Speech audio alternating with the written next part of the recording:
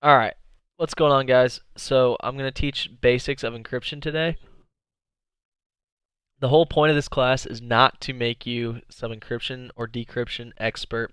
It's not to make anyone some expert in this field, okay? This is a very basic class, kind of the principles of encryption, different types, how it works, things like that. I'm not going to teach each type of encryption or each different algorithm or anything like that. I'm just going to explain them to you and explain the basics and then teach you guys a method of creating a script that's really fun and is probably one of the, in my opinion, more fun ones that you can do and teach people so that way they can understand encryption and then at the same time you can have a little bit of fun with it and get people involved. So first, the way the format is going to be for the class is basically right here. We're going to start with where encryption began. We're going to start with, or we're going to go with today's encryption, and then we're going to basically kind of say some of the risks involved, and not some of the just some of the risks, but some of the precautions that you need to take with that, right? And then we're going to teach you the script. Okay. So I'm going to try to keep this video somewhat short, but because I'm going to go into a lot of detail with the script, it may I don't want to cut it into 2 videos, but I may have to. So let's just jump right in. So first off, where encryption began. So realistically, it kind of began with Caesar. Julius Caesar, if you guys know, had a Caesar cipher, or is the inventor of the Caesar cipher. I don't really know if he's the inventor. I would say he probably wasn't the inventor. He just used it, so people called it that. But basically what it is every day that they had message going out, message coming in, whatever, you had to have a number. He would give his guards a number, okay? Whatever that number was, it correlated. So let's say here I did an example, the number 2, okay? So what it does is here's your ABCs. In every letter in the ABC, so like T would then be pushed over 2 letters if the number was 2. That's the example. So now T becomes V. That's its new, basically, orientation. That's now what T is. H becomes J, so that's what J is. So if you pick this note up, let's say I hand wrote this note to you. You pick this up. You have no idea what it means. You're going to look at it and think a couple of things. Number one is you're probably going to say either someone wrote gibberish or you're going to say that it's in a different language or something. You're probably not going to put much thought into it. And that was kind of the idea, was if someone gets kidnapped, killed, whatever, and they find this random note, they think it's just gibberish. They don't, realize it's actually an encrypted message. So that was really cool. So what I'm going to teach you guys at the end is a script that allows you to basically encode your files with a Caesar cipher. Now, the script was done very quickly, and I'm going to teach you how to do it very quickly, but there's definitely ways to improve it, and I'm going to show you guys, give you guys some examples of how you can improve it as well, and kind of explain some of that stuff, so that way you guys can do what you want with it. But anyway, so this is an example of the Caesar cipher, and if you decipher this, it says the cat in the hat. Now, that's just what I came up with just because it was the first thing I thought of. But anyway, it's a super short sentence, and it was easy to write. So keep in mind that theoretically, if they know it's a Caesar cipher, whoever is decrypting it, they can easily decrypt it even if you don't give them the number. Now, the reason for that is simple. If I sit here and manually take the first word, right, and I try and find V, and I go back 1, it's U, okay, U, then J, 1 is I, U, I, and then G back 1 is F, U, I, F. I know that's not a word. Next. So now I try 2, U going back twice, or V, I'm sorry, going back twice is T, okay. Then we got J going back twice is H, okay, and then we've got G going back twice is E, So we know that's a word, so it's probably 2. So then we just do it that way. Now, it will take you a while if the number's 22 and you're going one at a time. So keep that in mind. It's not a perfect encryption, obviously, which is why we don't use it today. But it's the basics of encryption. That's how encryption started, right? So now, let's go ahead and dive into today's encryption. how things are done today. So there's different types of encryption, okay? There's really two types. There's symmetric and asymmetric. Symmetric is a shared key. This is how it works. So it would work like this, okay? If I wanted to encrypt, let's say I wanted to encrypt with you. I want to send encrypted messages to you and me alone. That's it. That's all, right? I could do something like mail you the encryption and then the actual key for encryption, right? If I mail it to you, I call you, I say, did you get it? You say, yes, I got it. Boom. I know me and you only have that key. If you mail it correctly, I guess. If you mail it and it gets to you and it's all opened up and stuff, you know someone probably got in there. So if you get it and I know you got it, or if I physically hand it to you and you take it home and you have the key, I have the key, we can now exchange messages, and the only people that can decrypt them are us. We have that key. That's a symmetric, it's a shared key. We have that key. Now, with that said, there's some risks involved in this, okay? See, I'm going to cover the risks as well. With symmetric, the risk comes in, how are you going to get that key to me, okay? If you send it to me in a message somewhere, well, there's a huge risk that that key's been compromised, right? Someone could have intercepted that message via online. Someone could have read it. That message might be cached somewhere and someone read it. There's a million issues with this. Number one, again, how am I going to get you the key? Because if you live in, Japan and I live here in the United States, how am I getting you that key and ensuring for a fact that no one else touches that key except for you? It's pretty difficult to do without physically handing it to you. So that's why this isn't really, it's in use, don't get me wrong, but this isn't how like everyday people actually use encryption. And by everyday people, I mean if you hop on and you right now encrypt your email and send it out, right? This is not how it's done, okay? It's not going to use that shared key for good reason, okay? So next, asymmetrical. So, oh, by the way, the symmetric examples, if you've ever seen the movie Enigma, that was a symmetric encryption. So what Enigma is this was a truth story. This is a computer, I can't remember what war it was in, World War II maybe. But anyway, it was a computer they designed to basically break the code that, can't remember, some country was using. It's been a while since I've seen the movie, but anyway, this country was using this to communicate against the United States or the Allies. I can't remember, but anyway, they were using this code, and basically, a guy created a computer that would just try every possibility, right? And he broke the code. When he broke it, he can now decrypt your messages. All that was a shared key. Both parties had the key to decode it. He eventually broke it because it was a simple code. What that means is usually these keys are algorithms. So there's some sort of mathematical equation that changes these letters in a way that can be changed back, okay? That's basically all encryption is an algorithm that changes to allow the person on the far end to decrypt it, okay? Shared key is much easier to break in that sense that it never changes. I don't have to worry about unless you have a shared key that changes every day, like Enigma did.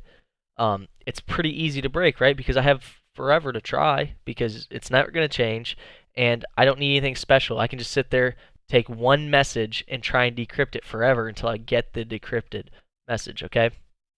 Asymmetric's a little different. Asymmetric's a little harder. An example of asymmetric is PKI, or public key infrastructure. So what this is the way this works, okay? So this is on your PC. It's not just going to be on your PC, but it's going to be on however you're going to have this, right? So it could be in a token, it could be wherever. But anyway, so you have a private key, okay? This is your key. You're never going to let go of it. It'd be like having a key to your house. You're never going to let go of it. You're going to hold on to it. You're not going to hand someone your house key. This is your key. Never lose it, right? That's the basics of it. But then, let's say the way this would an example of this would kind of be, you have your private key, right? That's your home key. Let's say that home key can actually lock your door, okay? Or, I'm sorry, unlock your door, and lock it, but your public key can only lock your door, Okay, that's kind of an example. So what the point of it is, that's a bad example, but that's off the top of my head. So what's going to happen is you're going to take your public key, and this is where asymmetric, it requires a public key infrastructure. What I mean by that is some authority somewhere has to publish these. Okay, that's where, like, if you encrypt your email, that email provider actually has these published. So what it is you have this public key, and this public key is linked to your private key. So what it is your private key can actually encrypt a message, right? So using your public key. So they're two different keys, but they have to be together. And when I say that, I'm going to send an email. It's going to encrypt it, okay, using someone's public key. So if I send this email to you, it's going to use your public key to encrypt it, okay? And that public key is public. Anybody can see it. Anybody can use it. That's good because they're going to use it to encrypt messages, but it can't decrypt them. Your public key cannot decrypt. It can only encrypt them. So let's say I email you, and I'm going to grab your public key from a public record, and I'm going to pull it down. I'm going to encrypt the message with your email. What that means is the only way to decrypt that is with your private key. So as long as you never gave that house key up, as long as you hold it tight, no one can decrypt that message except for you. That's a huge thing because someone gets a hold of that private key, now you're in trouble because now they can decrypt your messages and they can basically pretend to be you in a sense. So now, what's public key infrastructure? What this is it's basically this only works if everyone publishes their public key, right? So, like for instance, if right now, let's say this is totally new technology, no one's ever heard of it, and I say, let's do this, it's a great idea, but me and 6 of my friends are the only people doing this, it's not going to work, right? Because every time I try and send an email to anyone but these 6 people, they don't have a public key. It's not going to help. I mean, I can't do it, right? So it only works as long as everybody's public key is sitting out there. And that's what we do today. Everyone's public key is sitting out there. Now, is it literally every single person in the world? No. But the majority of email providers have a public key sitting out there. So the way it works, your PC has your private key or your token or whatever you're using at the time, right? Has your private key. You're sending a message and you're encrypting it with your private key. You're encrypting it, with their public key. Whoever's the sender or whoever the person you're sending it to is, you're grabbing their public key, encrypting it. It gets to them over here on their PC, and they can only decrypt it with their private key.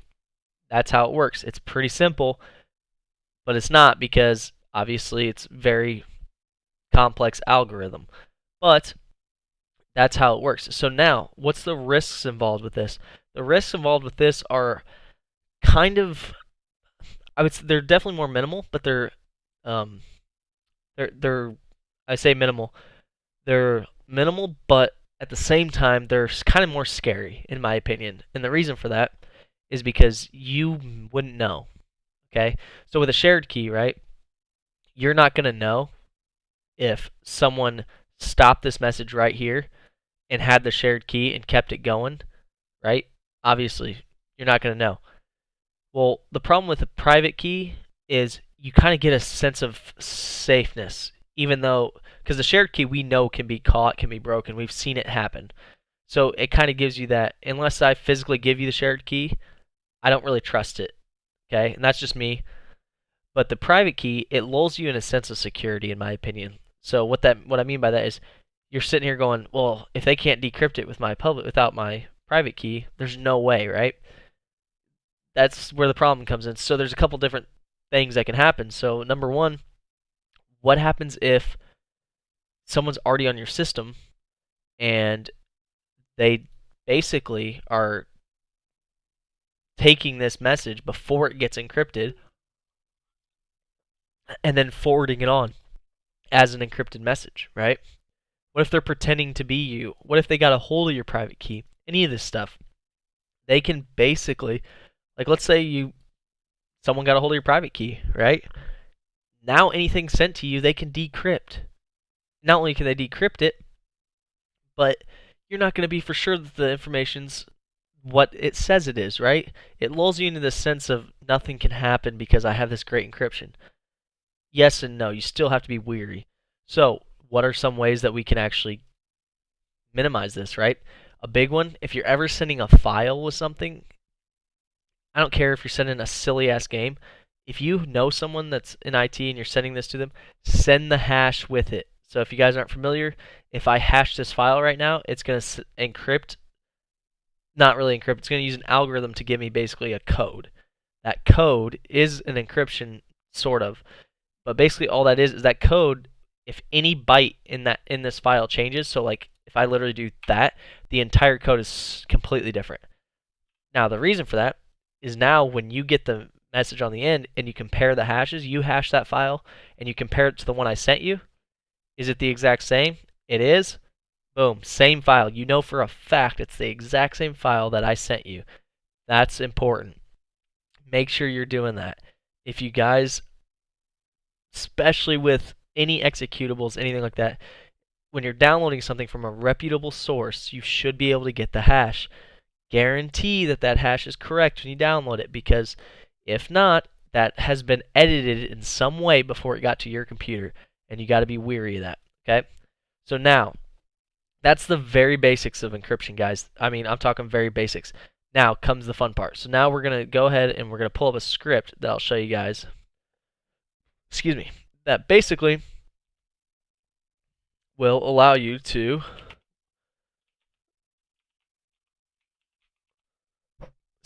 basically allow you to do a Caesar cipher. So we have decrypt and we have encryption, right? So what we're going to do, we're going to use this one here, example, okay? And we're going to say encryption, okay? So what's it say? It says, what file would you like to encrypt? Example. So it says include the full path. You can include the full path, but I'm already sitting here. So example. What number is going to be your number? You can pick whatever number you want, 2 through 24, 10.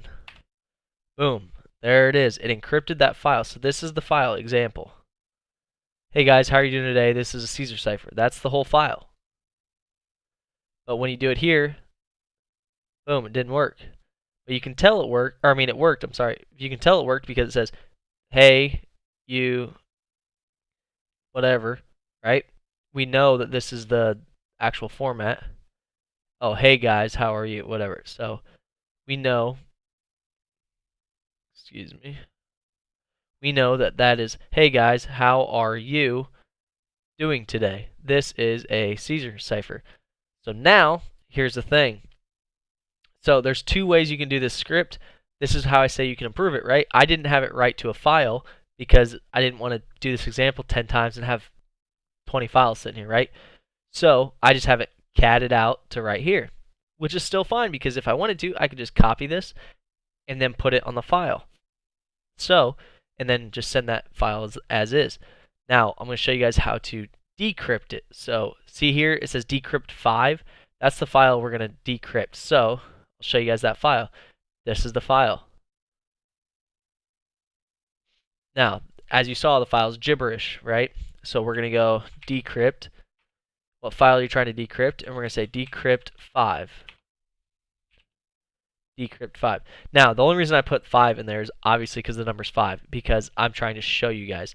Normally, you would have to exchange this number with someone. So let's say every Tuesday you guys are going to use 10, or you call them on the phone and you tell them a number but don't say anything. You text them a random number, something like that, you know. So what's the secret number? 5. So when we do 5, hey guys, how are you doing today? This is a Caesar cipher. So that's pretty badass in my opinion. Like, that's a cool ass thing to show someone, because look, that's what it looks like, but then you're getting it and it's actually pretty cool. So this is a really cool script that actually teaches you a little bit about scripting, and it's also going to teach you quite a bit about encryption, because you're going to understand that really it's just math is basically what I'm trying to get to you to understand. Now obviously the algorithms are so complex that literally the people name them after them. That's how complex they are, because there's so few people in the world that have created these that and they can't be broken. Some can now, but at the time.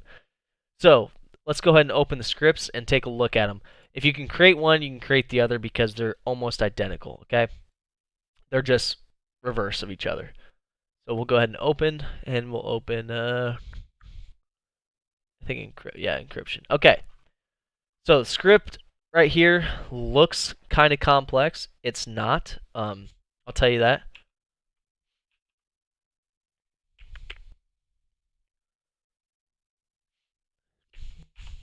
We're going to go ahead, and I'm going to kind of let you guys look at it for a sec. So you can see the obvious at the top, bin, bash. So you can see, like, obviously bin bash. That's how you start any bash script. That's kind of obvious, I guess. If you never scripted before, this is good for you too.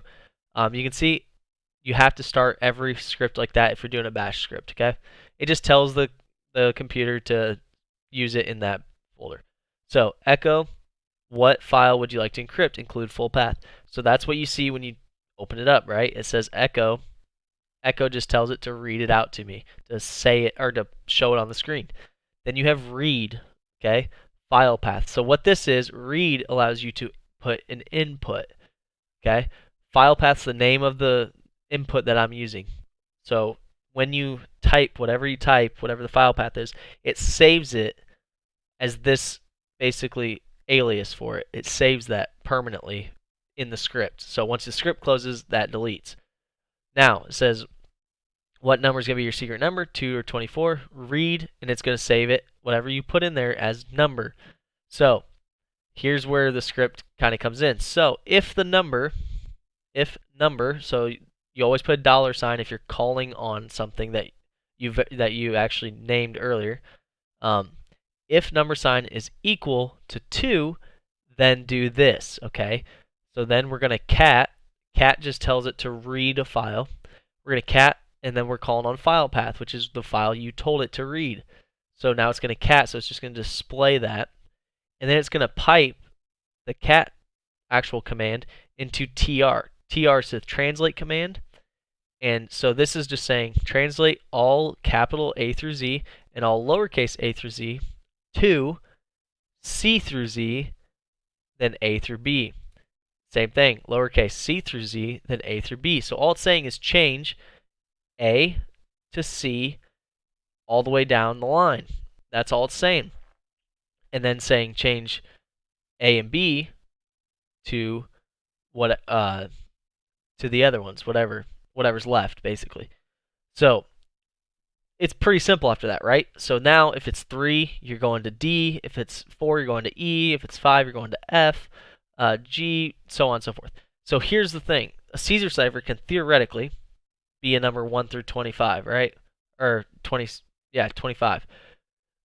Possibly 26, I guess, if you just made AZ, whatever. Anyway, but this can only be 2 through 24. Now, the reason for that is basically because if I just put B through Z here and then A, I mean, number one, it'd be pointless, right? It'd be super easy to catch on to that. If I could just go, well, if I just move every letter back one, it's easy.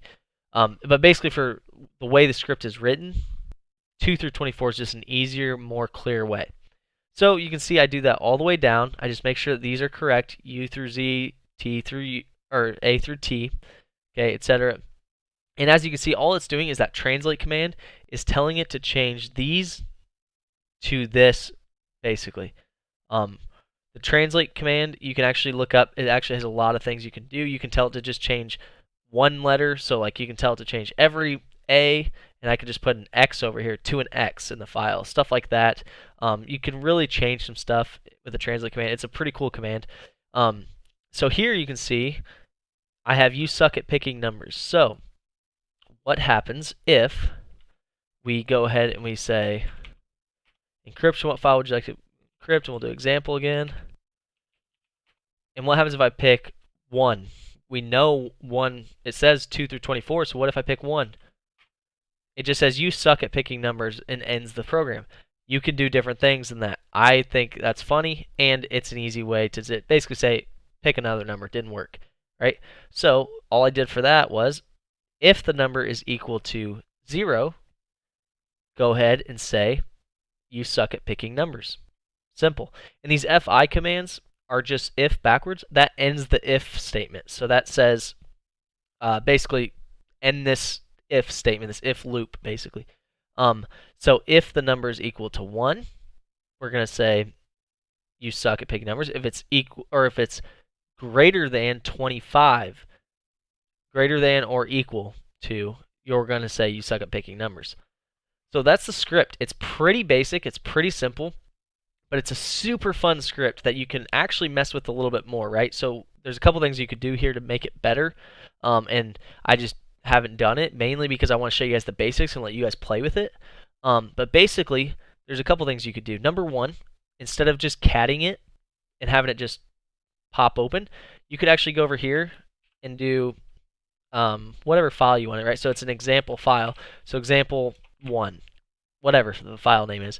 And that will actually take your file and encrypt it and then put it into that file. So you wouldn't have to do anything. So you could take a full 20-page document and just basically transfer it over into a new document, and it'll save the original, right? So that's possible. That would definitely be a better solution. But again, I didn't do it because doing this and making sure everything works and running the script over and over, I don't want 40 files being created over and over. So that's why I didn't do it. But again, you can do that. You can also put a little bit more validation in it. What I mean by that is, so right now, if, scroll down here, so I have if it's equal to 0, equal to 1, equal to 25, or greater than 25. But what if it says, what number do you want, and someone types, this number is 5, right? It's not going to understand that because it's only looking for specific numbers. So you could put validation like that if it's a string rather than a numeral. I mean, there's a bunch of things you can do, but this is the basics of it, right? So now the decrypt script is literally the exact same, okay? Except for it says, what file would you like to decrypt? And then these are backwards. So this is saying change, if the number's 2, change C through Z and make it A through AZ, right? So the reason this script's so cool is because basically without the decryption script, yes, you could theoretically decrypt it, you could figure it out, but it's going to be super hard because if you're manually doing it, you're going to have to write it all down. So if you have a paragraph page, this is going to take some time. If you're not manually doing it, you're going to have to type every one of these and remember them, these commands, right? So you're going to have to go, okay, so C through Z, A, and they're a pain in the ass to remember. I mean, I'm not going to lie to you, this isn't the easiest syntax to remember because how many people use this command? Not very many. It's very seldom that you're going to use a Caesar command, unless you're playing around, right? Or you're doing something. But this is the basics of it, guys. This is a fun manual way to see encryption. I mean, you're manually doing it. You're telling it to encrypt a file. And it's really cool, especially if you write some long, like, paper. So a fun thing you could do, like in school or something, is if you're taking an encryption class or something, you can actually use this script, write it, encrypt or send this to your encryption script, and turn it in that way. Now, granted, you have to send the decrypt script with it, or else your professor's going to be like, what the hell? But this is the type of stuff where it's a really cool way to understand encryption and see it, physically see it, and to manually be able to do it. And it's cool because as a kid, I mean, how many of us didn't write notes that we didn't want anyone to see, or how many of us try to think of silly ways to, come up with new things? This would be a great thing to teach your kids encryption, a great thing to teach anyone new to encryption, the methods, and a way where it helps them learn scripting, encryption, and they can figure it all out in a fun way where now you can send messages to each other that only you two can get, realistically. So that's it, guys. Let me know what you guys think. I had a ton of fun writing this script, actually. At first, I thought it was going to be a pain in the ass because I knew I did not know these syntaxes off the top of my head, and I actually had a blast writing them. And I love the way it turned out because it is a lot of fun. And so just let me know what you guys think in the comments below. Make sure you hit that like button, and we will hopefully keep these series and things going. I just know that I've had some questions about encryption, and someone gave me the idea in my stream to make this script basically, and so I went ahead and did it, and I think it was a lot of fun. It turned out great. So that's it, guys. Let me know what you guys think, and have a good one.